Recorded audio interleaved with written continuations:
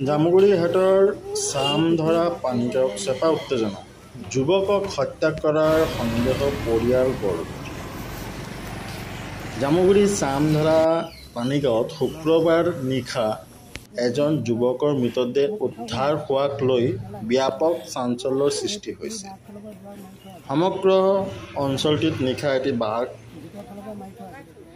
বাসগৃহৰ পিছফালে মৃত অৱস্থাত পৰি থকা যুৱকজন পৰিকল্পিতভাৱে হত্যা কৰাৰ সন্দেহ প্ৰকাশ কৰিছে পৰিয়াল বৰ্গই।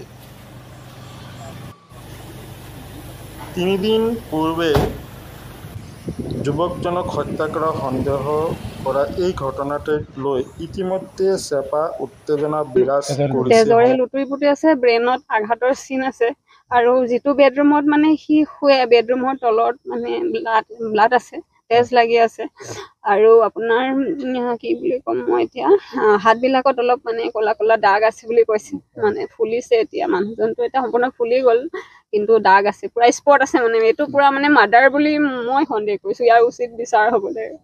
মানে মোৰ ফালৰ পৰা মই ভাবিছোঁ তেওঁ যিজন নতুন পাৰ্টনাৰ তেওঁৰ লগত দুজন গোট খাইছে, ইয়াতে মানে ড্ৰিংকছৰ গ্লাছ পাইছে, এই ড্ৰিংকছ কৰা পাৰ্টনাৰ দুজন মিলিয়ে তেওঁক হত্যা কৰিছে বুলি মই ভাবিছোঁ। মানে